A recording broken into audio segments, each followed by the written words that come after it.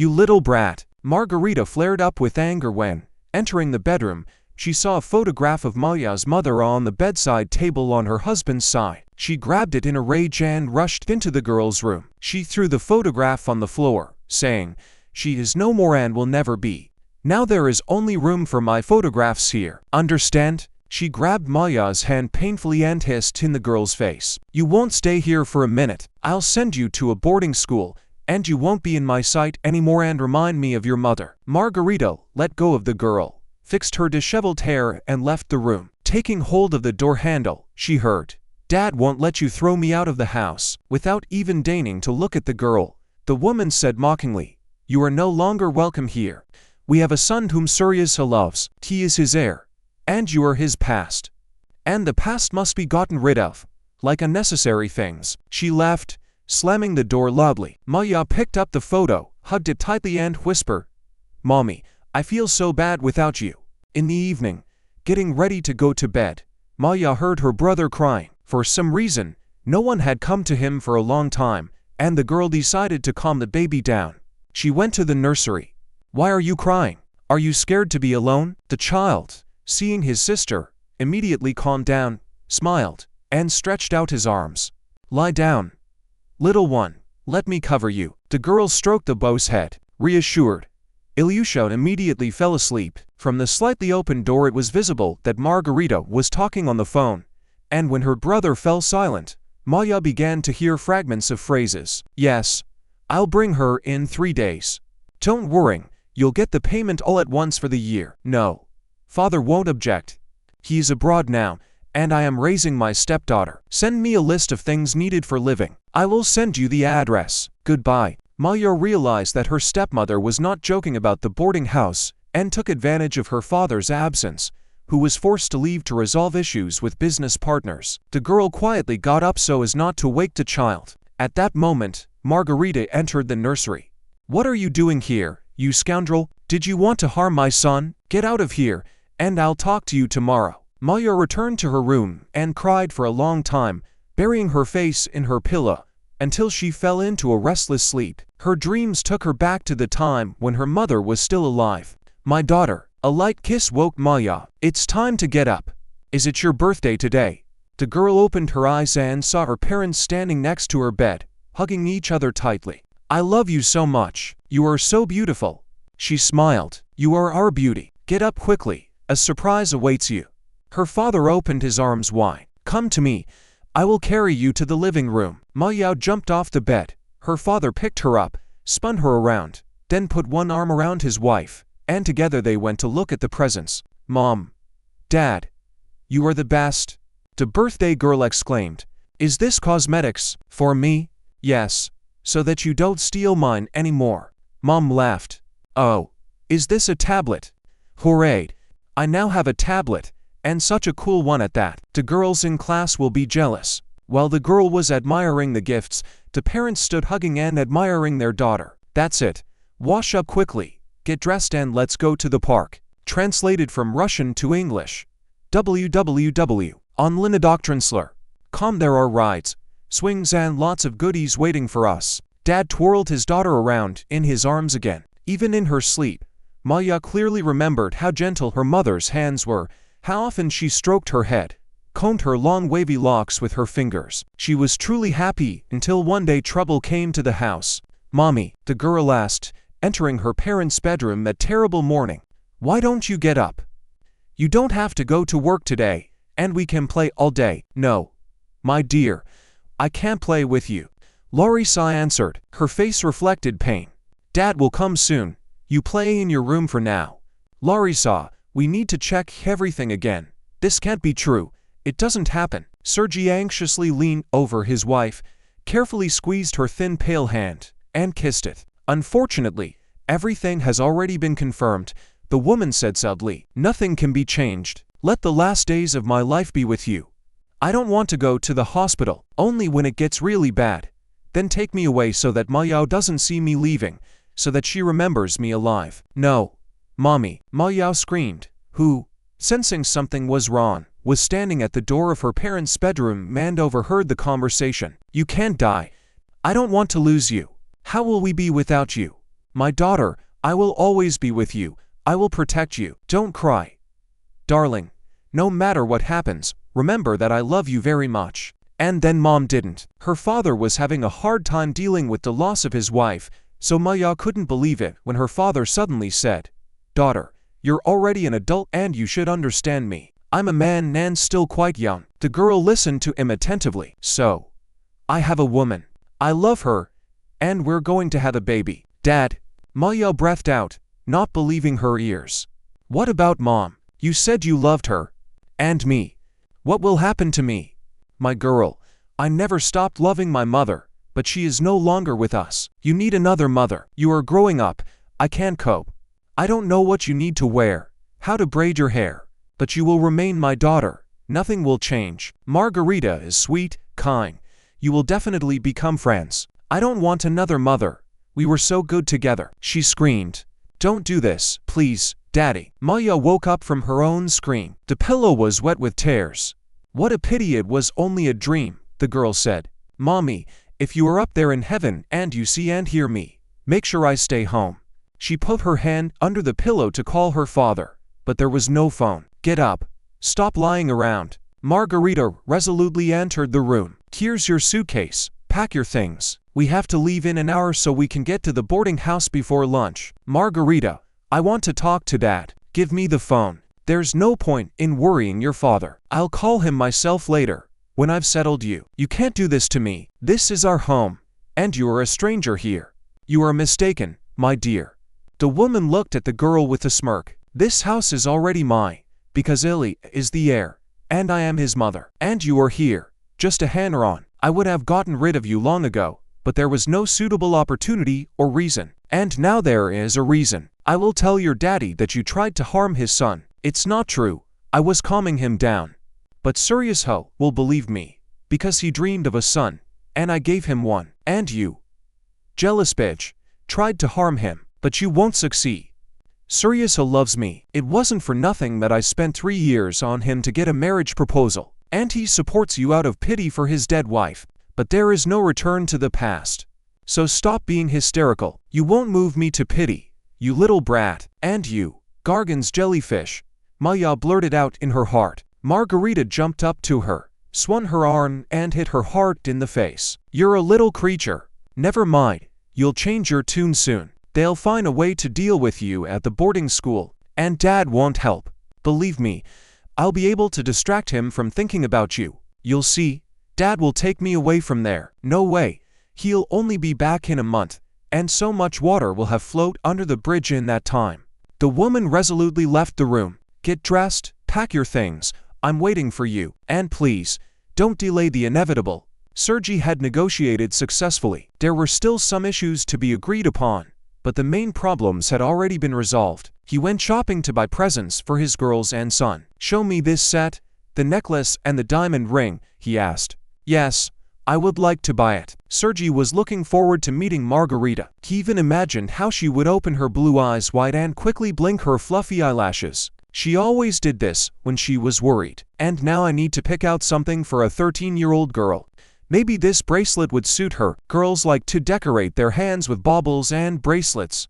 "Yes, fine, I'll take all of this." Sergei left the store and called home. "Darling, how are you? Is Maja bothering you too much?" "We are fine," the woman answered, trying to contain her excitement. "We are really looking forward to seeing you, my little son. Ilyusha is growing up. I'm telling you, we are fine. We are really looking forward to seeing you. Don't worry about anything. I can't get through to Maja. For some reason the phone is out of range.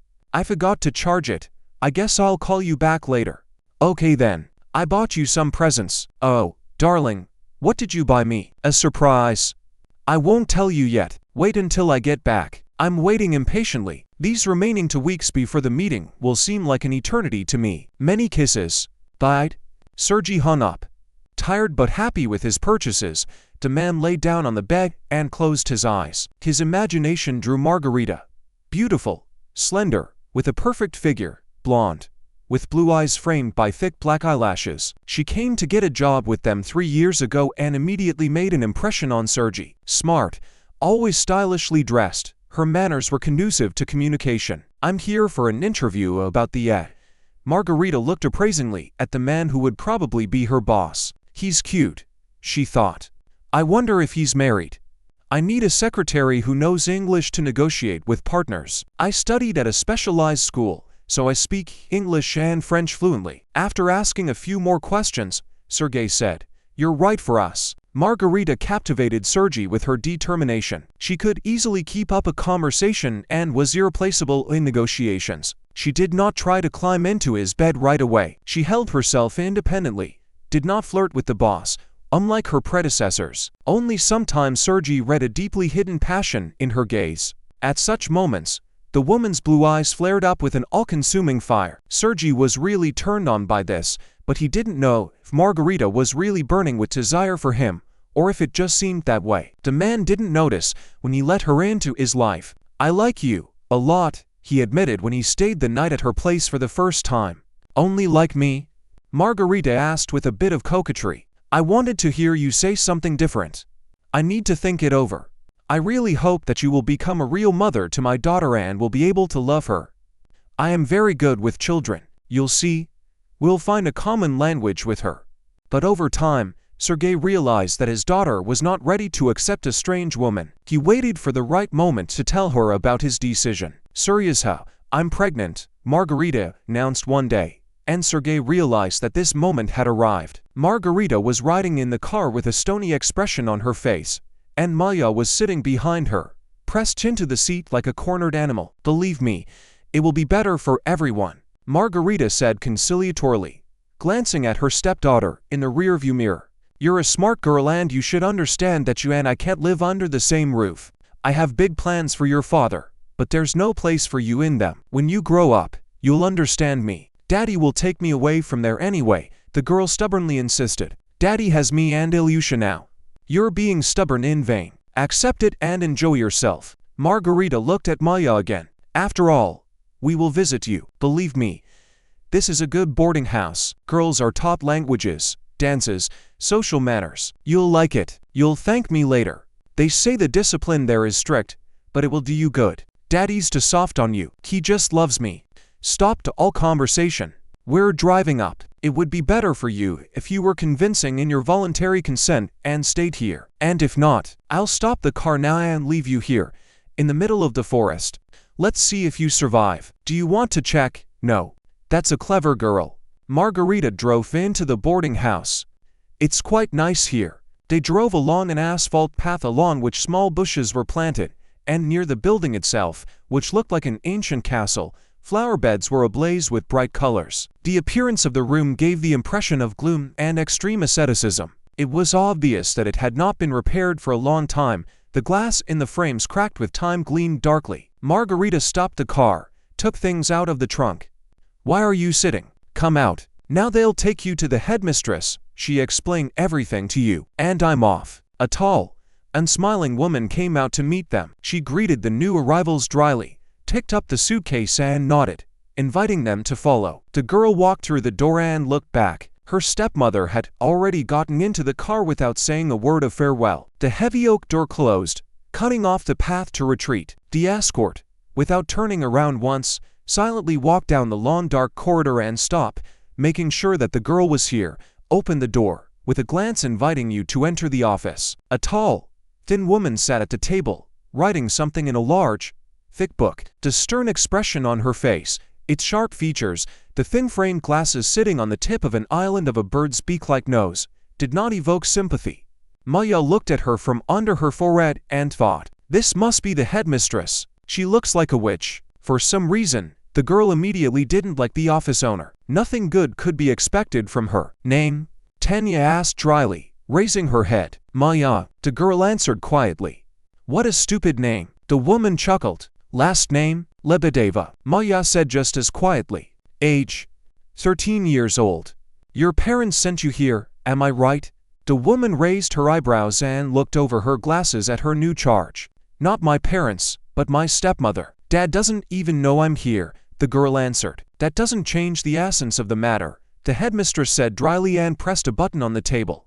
A girl entered the office, pretty, with dimples on her cheeks. "Irina," Take the pupil to her room and tell her about our rules. Okay, Zoe Francevna. Irina took Maja by the hand. Come on. I'll show you your place. She led the girl into a room that looked more like a soldier's barracks. This is your place.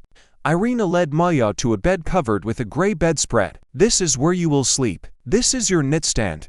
You can store your toiletries in it. You can leave everything else in the suitcase and give it away for safekeeping. Get everything you need and let's go. Get the uniform. Uniform? Maja asked in surprise. Yes, our students wear uniforms. It is forbidden to use home clothes. The woman handed her a booklet. These are the rules of our boarding house. Study them carefully. Why'd you tell me? I'll remember. That's how it's supposed to be. If you don't learn the internal rules, you'll be punished. You'll lock me up in solitary confinement. The girl grinned. Irina looked closely at the new girl. If you show character, it will be difficult. Better to stick to the rules, less problems. Talk to the girls, ask about the local order. I think it will be useful for you to listen to them. Where are they? In class. She looked at her watch. We need to be in the cafeteria in 5 minutes. Hurry up. The woman left the room. Maja followed her. This is our dining room. This is your place, remember. The girl felt timid when she entered the spacious room. In the middle there were 2 long tables, at which the pupils were already sitting. They were all wearing identical dark blue dresses with white collars buttoned up to the chin. A black apron was worn over the uniform. It's gloomy, like a prison, Maja thought. She sat down on the indicated chair and glanced at the girls opposite. None of them showed any interest in her. Only the neighbor on the right asked, "What's your name?" "Maja, and I'm Nastya. Don't be afraid," her new acquaintance reassured her. At first everyone here is afraid, but then they get used to it. No talking at the table, she shouted from somewhere. Then a woman in a tightly buttoned long dark dress took over. Maja thought she saw a whip flash in her hands. The girls saw how the girls cowered and lowered their heads at the sound of this was. The guards placed a plate in front of each of them. All the girls grabbed spoons. "Is this really edible?" Maja asked, looking at a boiled chicken egg and a pile of oatmeal. "Eat quickly. They don't allow you to stay at the table for long here," Nastya said, quickly working her spoon. Maja tried the porridge, but it was absolutely tasteless. They didn't even add salt. The girl ate an egg and drank water from the glass that stood in front of her. Everyone stood up, and Maja did too. The headmistress walked past the girls, looking closely at their plates. Everyone except Maja had empty ones. Zoe Francevna stopped. Her glasses gleamed unkindly, and her green eyes, like gimlets, pierced the stubborn girl with their gaze. "One," boomed in the silence of the dining room. Maja heard her neighbor gasp in fear. "They're done eating," the teacher announced, holding a whip in her hands. The girls silently left the dining room. Maja followed in the general flow. "Nastya, what do you mean by 1? We're not supposed to talk now. I'll explain it to you later." "What nonsense! Why can't I talk if I have questions? Don't let me down, please," Nastya begged. "You were given a booklet with rules. Read it, and there won't be any questions." The teacher appeared out of nowhere and hit her painfully on the back with a whip. "You have no right to hit me." Maja was indignant. "I can send you to the punishment cell right now," she heard Zoe Francevna's voice next to her. "But I won't do it, for now.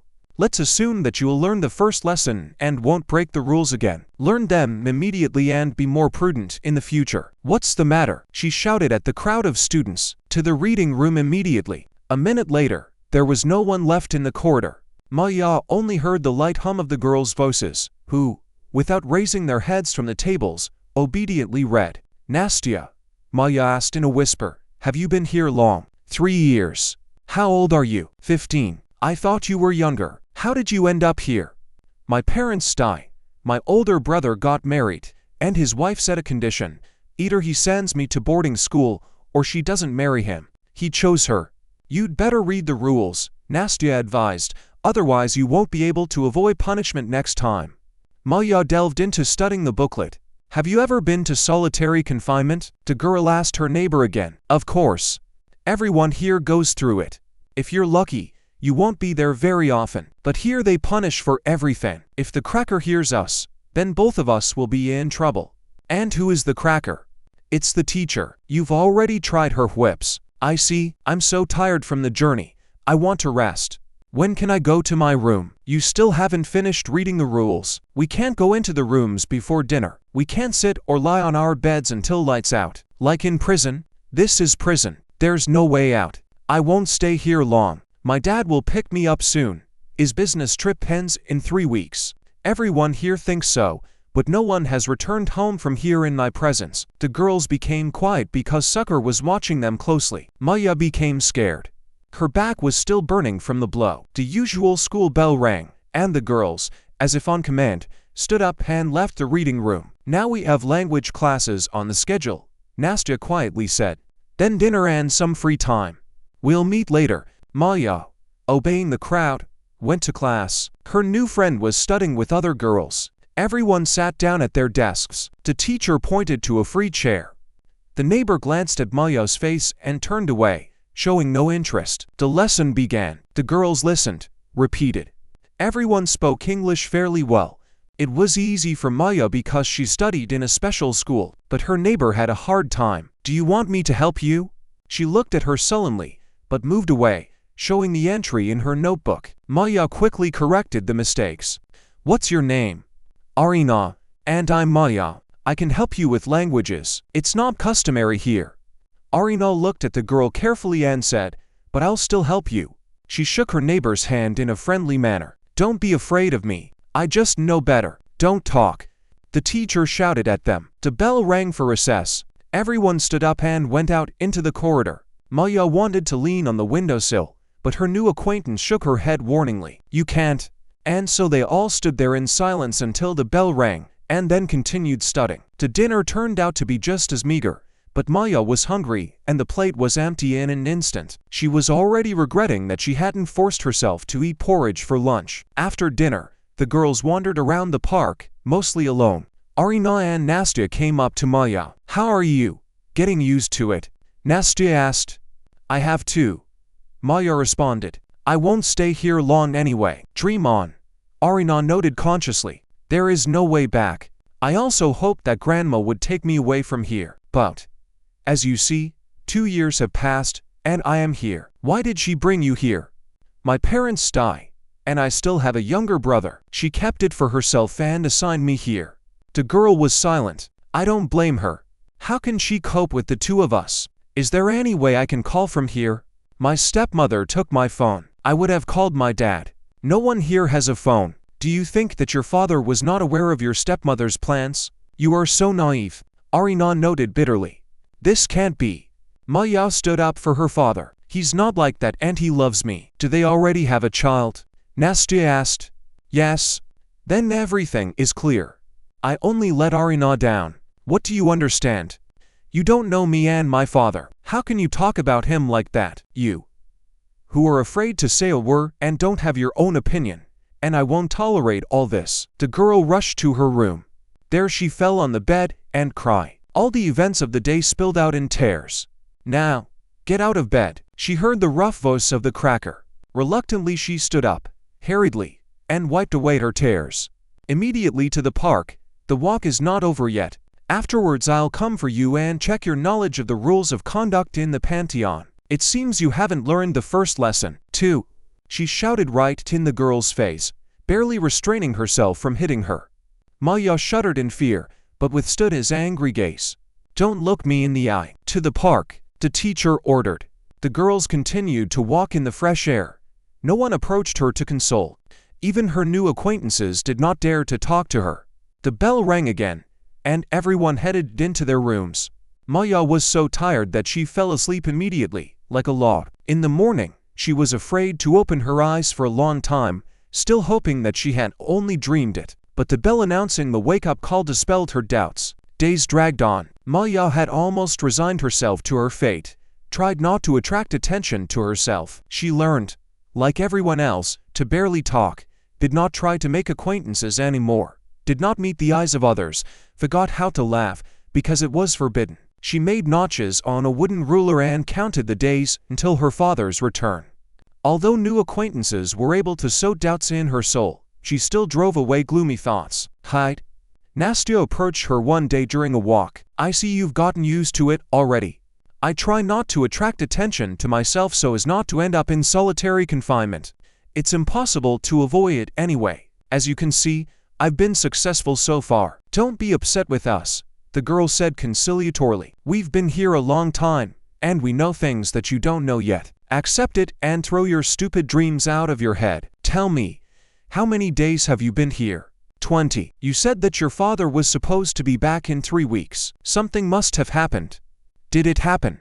Your stepmother, is she beautiful? I don't think so. So, you are beautiful. That's the answer to the question of why your father doesn't come for you. You are superfluous there. Not true. Maybe he got sick. That's possible. Still, I would advise you not to waste your energy waiting for a miracle. Nastya looked at Maja sympathetically. A month had passed since the day the oak door closed behind Maja. She learned to be patient and self-possessed. But she terribly lacked communication.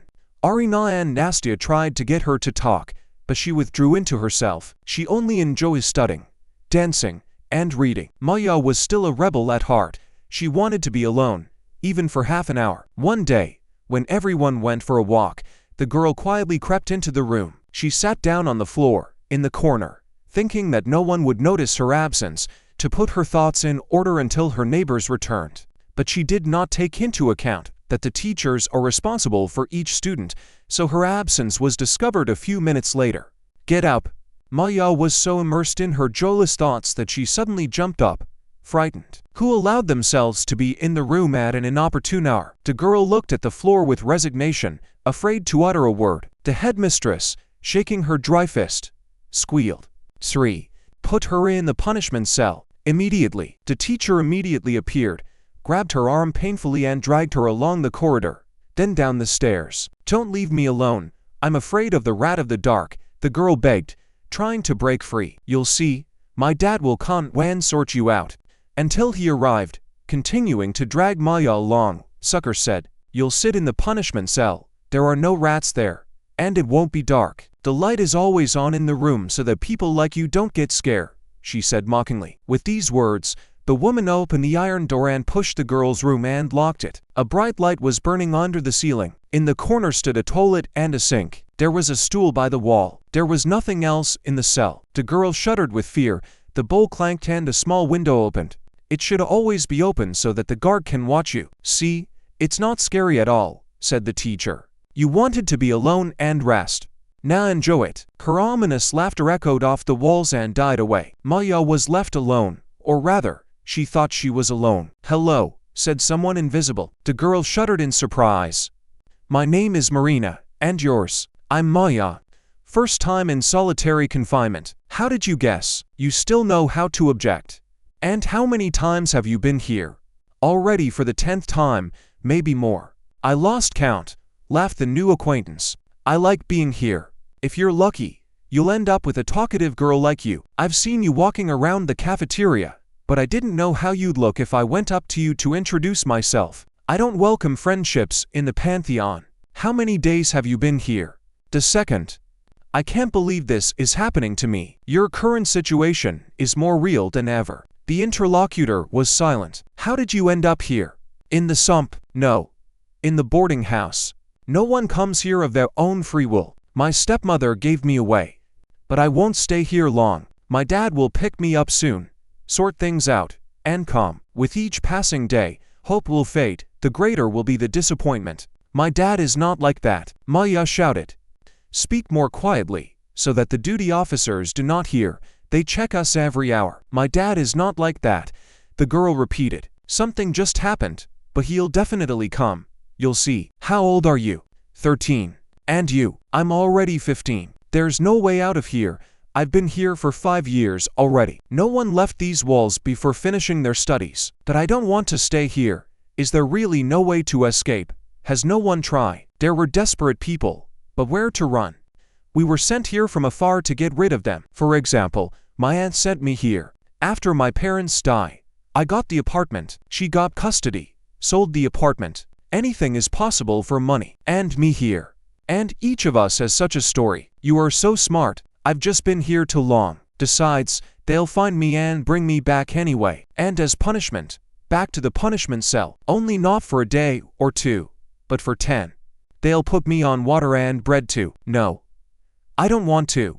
That's what's scary. If we run away together, Dad will help us get the apartment back. He is a friend, a lawyer. I don't think he'll take care of me, and I won't be able to get out of here. It only seems like we can freely go outside the boarding house. In reality, there's a dense forest all around, and you don't even know which way to go. Let's go along the road. We won't get lost. You're stupid. They'll grab you there. You can catch a ride. It's 5 kilometers to the main road, and you won't get far along the road. You have to go through the forest. Okay. I'm tired. I'll go to bed. How can I sleep here? There's no bed. Just a stool. Sleep on it. Don't lie on the floor. You'll catch a cold. It's okay. You'll get used to it. Marina went quiet. Maja sat on a stool, hugging herself with her arms, and thought about the conversation. The thought of escaping did not give her peace. She decided to ask her neighbor the next day if there were any local girls in the boarding house. She could ask them how to get through the forest to the highway. Sleep overcame the tired girl. She saw her mother again. Mom. Maja burst into her parents' room. They were sitting side by side on the floor, looking at the photographs. Her father was tenderly hugging his wife's shoulders. Slavik already had a Christmas tree at home, but we still don't have one. Honey, there are still 2 weeks until the new year. We'll make it. I want the tree to stand for a long time. Well, Dad, since the child asks, we need to put up the tree. Let's go, honey. Let's get the toes. Dad, we're ready to decorate the tree. First, straighten the branches. Sergei showed his daughter how to make the tree lush. Now help me hang up the toes. Mom, Maja is a smart girl. Look how beautiful the tree has become. He picked up his daughter and kissed her on the cheek. Is Mom also a good girl? The girl asked. And your mom is great. Sergei kissed his wife and asked conspiratorially. And I have a gift for you. I love gifts, and I love presents. Maja laughed, because her mother tickled her belly. Now let's check if the poems for Grandfather Frost are ready. Stand on the table. Her father put the girl on her feet. And tell me. Just don't prompt Mom. Maja read the poem so vividly that at some point she swayed and opened her eyes. She was blinded by a bright light. Her head ached. Her legs were numb. Returning to reality was difficult, and her mother's laughter was still ringing in her ears. Tears came to her eyes. Mommy, how can I tell Dad where I am? Why doesn't he come? What did Margarita tell him? Are you talking to yourself? Congratulations. Marina's voice was heard. I had a dream about my mother. She left you? Why do you have a stepmother? She died. Maja answered quietly. Sorry, I still want to try to find out how to get out of here. Are you with me? You're saying this to a virtual stranger. I can't even remember your face very well. It doesn't matter. Answer, are you with me? We need to get out of the punishment cell first and try not to end up there again, and then make some plans. You're probably right. We need to think everything through carefully. And first we need to find a local person. From time to time they returned to the conversation about escaping. Time went by faster, Marina said, in the evening. My arrest is over. Will they let me go today? That's good. If it works out, find out who can help us. Don't be sad. You don't have much time left either. When Maja returned from the punishment cell, she began to think about how to find the stranger, because she didn't even imagine her. She only remembered her voice. The girls could talk during a walk and in the dining room, but how to attract the attention of the right person? Choosing the moment, she accidentally dropped a spoon on the floor. In the silence of the room, the sound was sharp and unexpected. The headmistress appeared right next to the girl. Get up, she shouted. You only got out of the punishment cell yesterday. Have you decided to go back? Sorry. It was an accident. Maja bowed her head with a feeling of sincere remorse, and her soul sang. It worked. Now Marina knew exactly who had been in captivity with her. That same evening, the girls met on a walk. You're a good girl. That was a great idea, Marina praised. And I was racking my brains trying to figure out how to recognize you. Okay, no time for talking. Have you found out anything? Yes, there is one of the locals here, but she is small, only 7 years old. It is unlikely that she will be able to help us. We still have to try, Maja said stubbornly. Her brown eyes were filled with determination. Her cheeks were flushed with excitement. You haven't changed your mind, have you? I'm scared, Marina said quietly, looking around, fiddling with a lock of dark hair.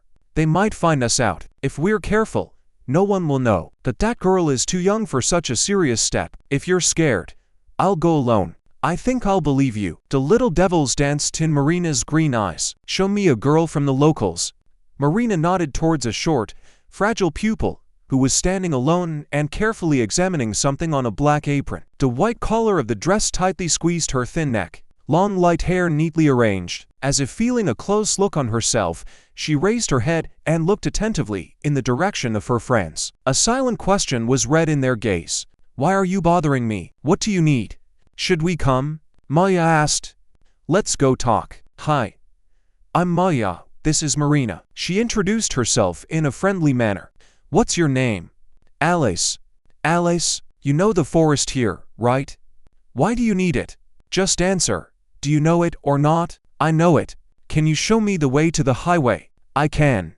Why do you need it? She asked again. How long have you been here? Marina asked. 2 months.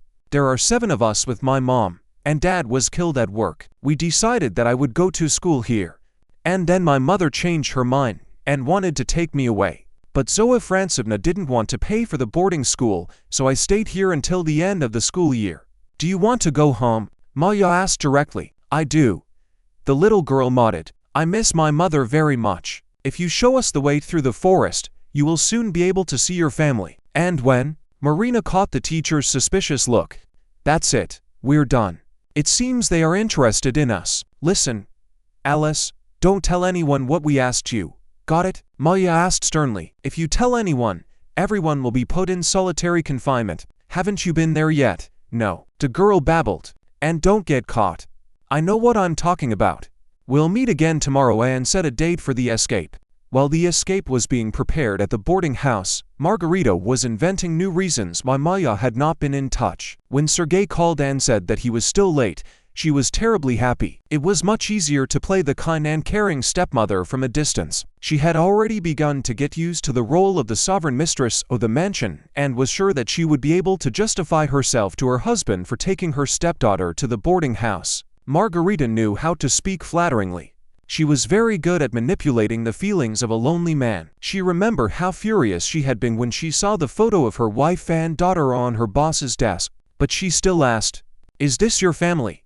"A beautiful wife. She's lucky. My wife died recently." "Sorry, I didn't know," the woman said mournfully, but inside she was jubilant. From that day on, Margarita began to skillfully set love nets, as if by accident, trying to touch his shoulder with her chest, bringing documents for signature. She looked invitingly, trying to catch his gaze, and when she succeeded, she licked his wet lips with the tip of her tongue and saw, as desire flared in his eyes. Nothing will come of it. Her colleague chuckled. We'll see about that, the woman said confidently. You can't imagine how many secretaries tried to win his favor and jumped into his bed.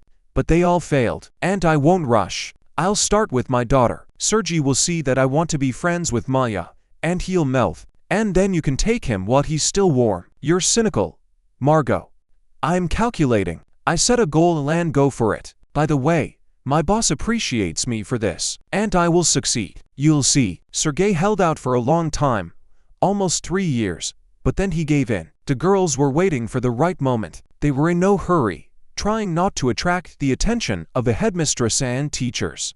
We have to leave tomorrow night, Marina said one day. Why tomorrow? Because we have guests coming tomorrow. I accidentally overheard Zoe Francevna's conversation, and that means they'll all be at a gala dinner tonight. This has happened more than once. There's no better time. Okay, we need to warn Alice. Barely waiting for the neighbors in each room to fall asleep, they carefully slipped out of the building. The light was on in the dining room. Voices could be heard from the open windows. Laughter. Like shadows, the girls ran stealthily toward the forest. It was very dark and scary, but they ran without stopping, further and further from the hated prison. It was uncomfortable to move through the forest in lawn dresses, but no one complained. Alice, Maja asked, out of breath from running fast. Are you sure we are moving correctly? Yes. I know these places well. We came here to pick mushrooms with Dad. I can't see anything. How can you know the direction exactly? Let's rest, Alice begged. I can't run anymore. Just a little more. How much longer until the highway? I don't know, the girl suddenly declared and began to cry. I think we're lost. That's it. Rest. Marina announced. We won't be able to get out of here in the dark. We have to wait until dawn. If the highway is not far, we'll hear the noise of cars. The girls settled down under a tall tree. The hems of their dresses were wet with dew. They entangled their legs and prevented them from moving. And I want to try to tear off the bottom of the dress, said Maja. She tore the wet fabric with her teeth and then pulled sharply.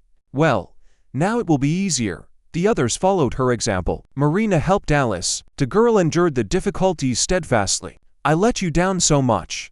She suddenly began to cry. Calm down, Marina said, trying to warm up. The morning air was cool. They were tired. It will be light soon, and we will find the way. The main thing is that we are not discovered right away. Finally the darkness retreated. The tree trunks could be seen. The girls were silent, huddled close to each other. Suddenly Maja perked up. Do you hear? What? Marina responded. She even tried to doze off. The nose of the engine. No. You imagined it. The girl waved it off. I think I hear it too, Alice said, getting up from the ground. Get up, Maja commanded. Now we must not make a mistake and go towards the sound. They jumped up and quickly shook out their dresses. The nose of the car was quite far away, but they ran, trying to keep up with each other. Maja froze from time to time, listening. We have to stop, she said. We can't hear anything anymore. Let's wait for the next one, and then rest. Maybe we shouldn't waste time, asked Marina. We need to make it before dawn. She's completely exhausted. Maja nodded at Alice. The girls stopped, catching their breath with difficulty. I'm just in your way, the little girl cried. Leave me here. I can't take it anymore. No one will be happy to see me at home anyway and will send me back right away. What are you saying? Marina was indignant. You almost got us to the highway, and at night. Not every adult can do that. Don't talk nonsense. Now we'll catch our breath and move again. Maja perked up. Girls, the car. They jumped up and ran toward the sound. Soon the trees began to thin out, and they saw the road. Well, Marina said, lowering herself to the ground. Now we'll wait for a ride. She suddenly laughed. You should see yourself now. Alice, you're all dirty and disheveled, and you. She turned to Maja. You look more like a little bandit than a girl. Look, your dress is torn on the side. I got caught on a branch in the dark. Do you think you look better? Look, your hair is all in needles, and there are scratches on your face. Oh, girls, she said dreamily. Just a little bit more and I'll be home. I really hope that Dad is back. Yeah, he's back. Marina's face darkened. Then why didn't you come for you? She paused, imagining what his stepmother had said to him if he hadn't rushed to take you from this prison right away. Maja sighed heavily. She promised to say that I wanted to harm their child. Why do I need that? It's not the child's fault that his mother is so mean. I'm very hungry, Alice sighing. Yeah. Marina supported her. It's almost breakfast time at the Pantheon. Are you sorry you ran away? Maja looked at them suspiciously. No. What are you saying? The little girl said, embarrassed. I'm just very tired and cold. You'll be home soon. Marina patted her on the shoulder. And we still don't know what awaits us. Do you know? She turned to Maja. How far it is to the city? I don't know exactly, but we drove for 2 hours. The sound of an engine was heard. The girls ran to the road. Suddenly the eldest of them jerked her friends to the ground. What's wrong? Alice asked, rubbing her hand. There's a car there, a big one, and we could all fit in. It's the headmistress's car. They're looking for us, Marina said, in fear. They remained lying on the ground. They had to get out of here as soon as possible. I think, Maja said quietly, we should lie here until dark. If they are looking for us, they will check all the cars going into the city. They are counting on us trying to leave in the nearest car. Let them think that we were unable to get out of the forest. Girls, I'm scared. Alice began to cry. If we get caught, the cracker will start beating us with a whip. She hit me once when I didn't listen well enough in class. We won't get caught, Maja said firmly. We need to wait it out. Alice, she turned to the little girl, is there a village nearby? We can't go to the village, Marina noted. They'll look there first. We'll be patient. It's good that it's summer now. We can look for berries. It would be nice to find water to drink and wash ourselves. There should be a spring somewhere nearby. My dad and I went there. So your house is not far from here. About 10 kilometers. You can't go home now. The headmistress was probably with you, Maja suggested. It's better to come with us in the car, and then we'll leave you and go on. So, while they were talking, they didn't notice how it was getting dark. It had been cloudy all day, and by evening it had started to drizzle. The girls were completely frozen. "That's it. The next car is ours," Marina declared decisively. "I won't survive a second night in the forest." As soon as she said this, the noise of an engine was heard. The girls ran to the road and started waving their hands, asking for help. The car stopped. A young man of about 30 looked out of the window. An older man was next to him. "Girls, where are you from and where are you going?" The driver asked cheerfully. "We got lost and now we're getting home. Can you give us a ride?" "No problem. Where should I take you?" Maja named the city. The men exchanged glances. The older man's eyes flashed with lustful lights, but the girls, of course, did not notice. They were too tired, exhausted, and hungry. The older man got out of the car, opened the door and, inviting them to get in, the girls climbed into the car. "Excuse us," Marina said, embarrassed. "We've dirtied your seat." "It's okay, we'll clean it up," the young man answered, looking appraisingly at the passenger in the rearview mirror. He immediately realized that she was older, and glanced at her face, her chest, hidden under an ugly dark dress. "She's cute," he noted to himself. "Alicia's about 10 kilometers from home, and we're further away," Maja said. "Don't worry about the money. If you let me call, I'll tell Dad and he'll pay you whatever you say." The men exchanged calls again. The older one nodded in agreement. "Great, but there's no network here. We'll drop the little one off and you can call." The girl nodded in response. The car started moving. A few minutes later, Alice said that this was her village. "I will always remember you," the girl cried, hugging Marina and Maja in turn. "And remember me, least sometimes." She kissed each one and got out of the car. "Well, now we'll deliver it to you in no time." The young man laughed. "You're probably hungry?" "Vitaly," he turned to the passenger, "do you still have cookies and lemonade?" Vitaly took a small bottle of lemonade and a bag of cookies from the bag he was holding on his lap. He handed everything to the girls. "Have a bite to eat for now. There's a truck stop a few kilometers away. Let's stop and we'll feed you." "Thank you," Maja said, stuffing herself. "I've never eaten such delicious cookies in my life." "Oh," she remembered, "you promised to let me call. There is no network yet. We'll get to the parking lot and you can call. Rest for now." The men looked at each other again. "By the way, let's get acquainted. This is Vitaly, and I'm Max." "Nice to meet you," Marina said, barely holding back a yawn. "I'm Marina, she's Maja." "That's good. Now we're not strangers," Vitaly noted cheerfully, looking back at Maja and winking conspiratorially. There was something in his gaze that made the girl wary, but her thoughts suddenly became confused. Her body for some reason stopped obeying. Maja made an effort, trying to open her heavy eyelids. "What's wrong with me?" she only managed to ask and fell into a deep sleep. "Are you ready?" Vitaly said. The car sped into the night on the wet asphalt, taking the girls away in an unknown direction. Sergei left the airport. His thoughts were already at home, anticipating a meeting with Margarita. He was worried by the fact that he had not spoken to Maja for a month, but his wife kept finding excuses, convincing him that the girl was fine. A phone call brought Sergei out of his deep thoughts. "Sergei Vyacheslavovich?" "Yes. And who am I speaking to?" "My name is Zoa Francevna. I am the director of a private boarding school. Forgive me, but I do not understand what connection I have with a private boarding school. Your daughter Maja, our ward, ran away last night. 2 other of our wards ran away with her. We are very concerned about what happened. I don't understand anything. My daughter goes to a regular school. Maybe you've got something mixed up." "No. Your wife paid for full board for the entire school year.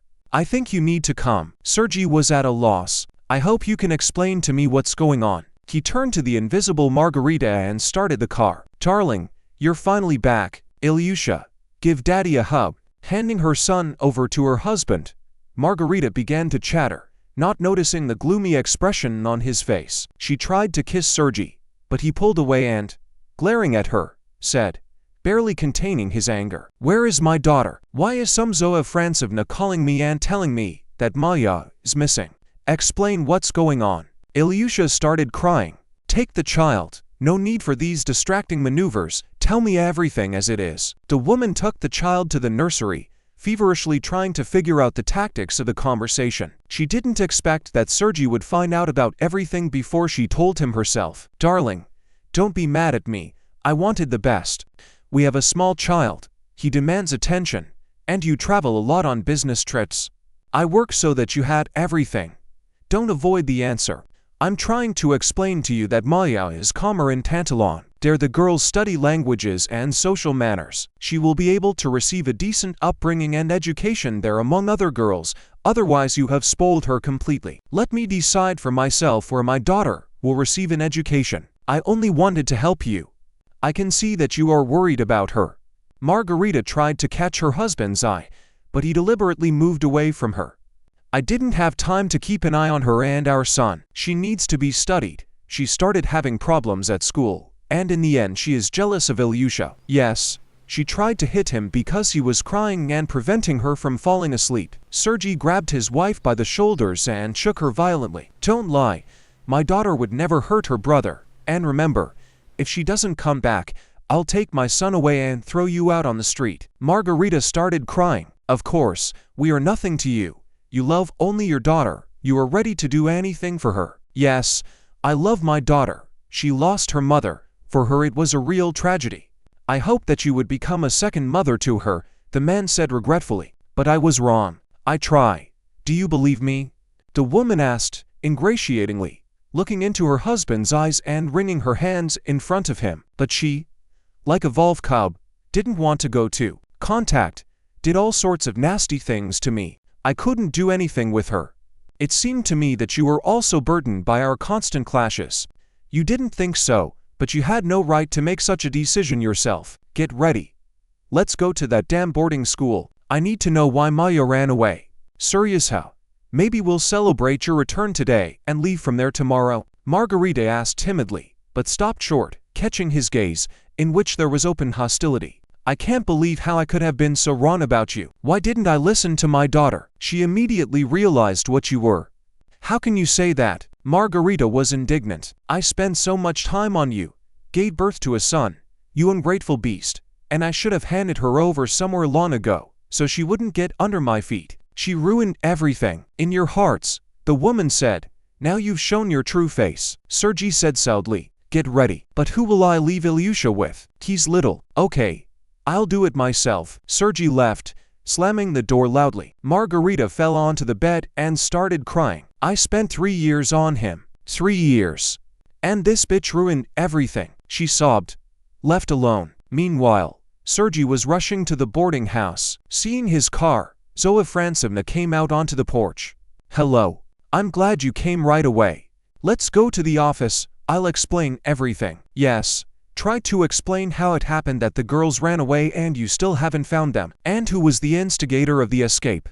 I don't want to upset you, but the instigator of the escape, in all likelihood, was your daughter. Why did you decide that? You see, she was really looking forward to seeing you and was homesick. I don't know why your wife brought her here. We're not interested in such details, but the girl clearly wasn't ready for such a decision. Who were her friends here?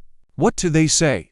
You see, the rules of our boarding school do not welcome overly friendly relations, especially since the students have little free time. We identified too, but they could say little about her.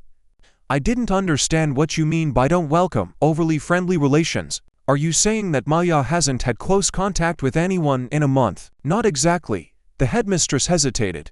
We have such strict rules. If discipline is not maintained, girls will take the path of disobedience. Probably the opposite happened with my daughter. She ran away in protest. What are you doing here with children? I would like to see the room my daughter lived in and take her personal belongings. Yes. Please. Let's go. Zoe Francevna led Sergei into the room. He was struck by the decor. Why is it so gloomy? I can't even believe that girls live here. Because we have an ascetic upbringing. Nothing superfluous. Sergei's heart sank. He imagined his daughter's room in their house. Furniture arranged with love. Cheerful wallpaper on the walls. Larissa had chosen it. And soft toes everywhere. His jaw muscles were clenching. How could Margarita send Maja here, a homebody, madly loved by her mother? Thought Sergei and felt an immense sense of guilt before his daughter. How blind I was. They left the room. At the end of the corridor, Sucker was dragging a little girl by the hand. Sergei saw with horror that the teacher was holding a whip in her other hand. Do you beat the girls? He asked menacingly. I'll drag you through the courts. This isn't a boarding school. This is a real prison. Zoa Francevna noticed. Of course we punish. Strictness in everything. Punishment follows for breaking the rules. Girls should understand this. They all have a hard life, and if you don't instill discipline in them, no one knows what path they'll take. I'll sort this out with you later, Sergei promised. And now I'd like to talk to the girls who knew Maja. They returned to the office. The headmistress sent Irina for Nastya and Arina. Tell me everything you know, Zoa Francevna ordered. We've already said that we don't know anything. Maja never discussed the issue of escaping in front of us, the girls repeated, not raising their heads to the adults. How can this be? I was told that you were friends with my daughter. Are we forbidden to be friends? Irina's voice trembled. Sergei realized that he couldn't get anything out of them and asked them to let the girls go. How can you do this to children? They are downtrodden, speechless animals. You deserve to be sent to prison, but you are threatening me now. No, but I promise to report it to the appropriate authorities so that they can organize an investigation here. However, all this later. Did you report it to the police? Yes. They combed the forest, but there were no traces. No one saw them, as if they had disappeared into thin air. I would like to meet with the investigator who is handling the case. I'll write down his number now, said the headmistress. His name is Nikolai Ivanovich. I won't keep you any longer, she said, handing over the note. I've already wasted too much time. I have things to do. Good. I'm leaving, but I'm not saying goodbye. I have the honor. With these words, Sergei left the boarding house and went to the police station, which was in the neighboring village. There he found the investigator who was handling his daughter's case. Hello, have you managed to find out anything? Nothing yet. The investigator sighed sadly. We only established that they came to the highway through the forest, found a place where they were resting. Scraps of dresses. Scraps of dresses? The man was surprised. Yes. Scraps of hems. Probably to make it easier to move through the forest. The dresses are long, we already understood. That's where the trail goes cold. They may have gotten into the car, but no one saw anything. No witnesses. Zoa Francevna said there were 3 of them. Yes, we sent inquiries to the police departments at each of their places of residence. Unfortunately, they did not show up at home. We are working. The search is underway. We have brought in volunteers. The investigator paused for a moment and suggested with sympathy in his voice, you should go home, in case he shows up and you are not there. Yes. Sergei agreed. I will do so, but keep me informed of the investigation. Certainly. Nikolai Ivanovich promised. The investigator was looking at the girls' photos in his office. I understand why they ran away, he said thoughtfully to his assistant Ivan. The rules at the boarding school are such that not every adult can stand them. And our guess as to who suggested the escape is also clear. This Maja was recently admitted there. The air of freedom had not yet been knocked out of her. And the father, it seems, did not even suspect that his wife would do such a thing. And she is the girl's stepmother. By the way, Ivan, call the nearest hospitals. So I called them all yesterday. His assistant interrupted him. It was yesterday. Suddenly new information appeared. And I will visit the family of this younger girl Lisa again. Zoa Francevna claims that her mother gave her up herself, but my sixth sense tells me that she deceived us. I'll talk to the neighbors. Meanwhile, Sergei pulled up to the trucker's parking lot and decided to rest a bit and fill up the truck. The latest news had thrown him off track, and he had only just returned from a business trip that morning and had gone straight for Maja. By evening, he was so tired that he was afraid to fall asleep at the wheel. He thought about his daughter all the time. Where is she? What happened to her? Galia, I saw on TV that the girls from the boarding school ran away. The man involuntarily listened to the conversation of the saleswoman. Do you remember the car last night? I saw 2 sleeping girls in it. What if it was them? No, there were 2 of them, and 3 disappeared. I don't know if I should call the police. Sergei approached the women. Excuse me. I overheard your conversation. I am the father of one of the missing. Oh, we feel so sorry for them. I hope they are found alive. What's your name? Tanya. And this is Galio. Tell me everything you saw. Try to remember all the little details. It's very important. So, that's what I'm saying. A car stopped by our place last night. What car? Mark, do you remember the number? A blue one. I don't know much about them. I understand. Galia interrupted her. Blue Mercedes. And the number? Maybe you saw the number? No. We didn't. And then what? Sergei hurried. It seemed to me that the girls slept somehow naturally. What do you mean unnaturally? Too soundly. Didn't wake up in the parking lot. Didn't wake up while the driver was filling up the car. Yes. And they only bought food for themselves, Gali added. Thank you. You helped me a lot. And here's another thing.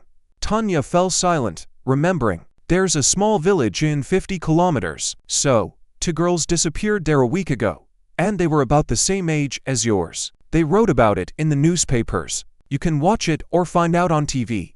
They did a report about them. Thank you very much. Very valuable information. Sergei quickly paid and left the cafe. He dialed the investigator's number. Nikolay Ivanovich. Hello again.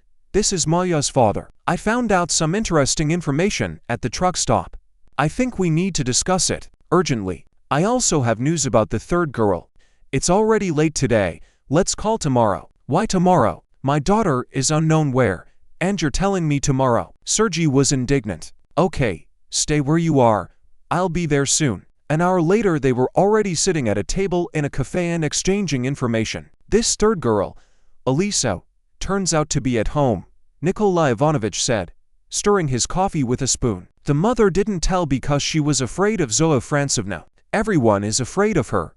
The mother isn't even going to return the money, just so that her daughter can stay with them. Did you manage to talk to the girl? Yes. She said that they got into some blue car. She was dropped off not far from the house, and your daughter and the other runaway drove on. She doesn't know anything else. My assistant called the nearest hospitals. They hadn't admitted anyone like our girls. What do you have? A car. A blue Mercedes. It's not necessarily that car, the investigator noted. The women noticed 2 girls in them. So what? Parents with children. They found it strange that the girls were sleeping too soundly, and the driver only bought food for 2. Isn't it strange? Do you think they were given something to drink? Most likely. And then it gets even more interesting. It turns out that this is not the first time girls have disappeared here. You can follow them through your channels. I know what I need to do. And you stop playing at investigation. It could be dangerous. My daughter is missing. She may be in the hands of bandits now. Are you suggesting that I sit and wait? Yes. Be at home in case the fugitive shows up. Have you called your wife? No. And in vain. Perhaps your daughter has already returned. With these words, the investigator stood up, hinting that the conversation was over. I'll contact you tomorrow. And I beg you, do not take any steps without me. He got into the car and drove away. Sergei had already gone home. He called Margarita. Maja didn't show up. No. And after a pause, she asked timidly, when will you be back? I'm coming, he answered, and hung up. Margarita looked at her husband anxiously. Seriously, forgive me. Please, just don't leave us. I wanted the best. The reviews about the Pantheon were the most positive. We'll talk tomorrow. I'm dead tired, he said, undressing as he went. I'll spend the night in the office. Sergei lay down on the sofa and fell into a heavy sleep. Towards morning he dreamed that he, his wife and daughter were riding in a boat on the lake. His girls were laughing with happiness. The wind was playing with the waves. Suddenly the wind picked up, the boat rocked, and Maja fell into the water. Seriously, save our daughter. Larisa screamed. I will save her, I will.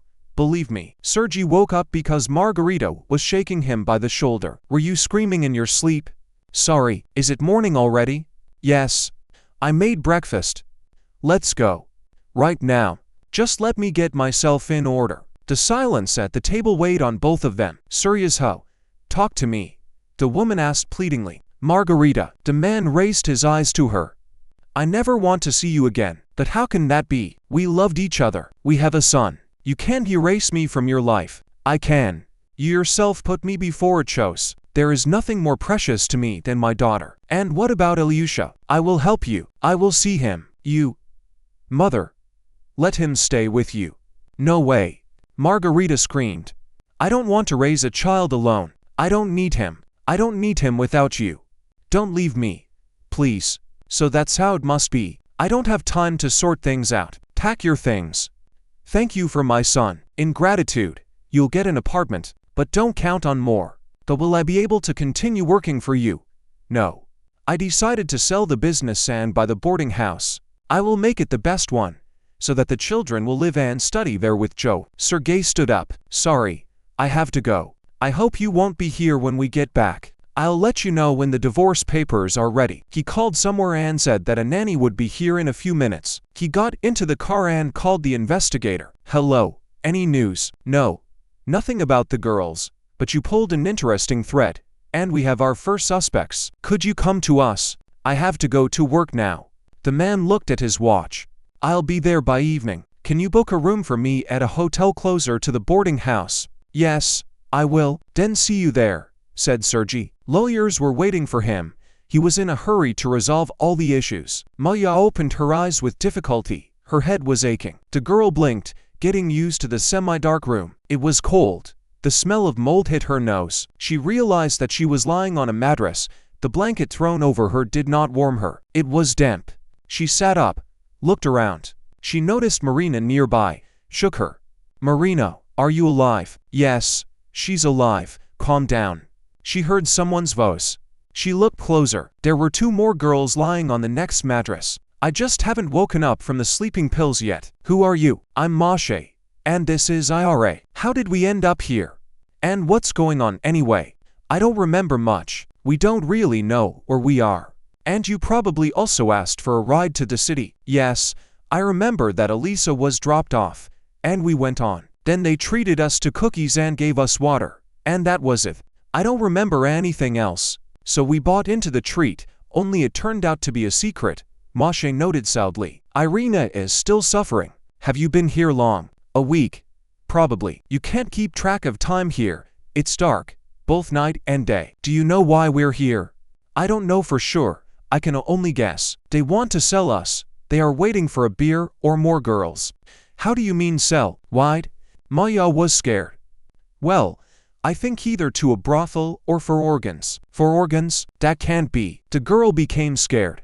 Of course it can. She paused. How old are you? 13. And you? I'm 16 or 11. Can I run away from here? We've run enough already. Marina spoke up. It's all your fault. I warned you.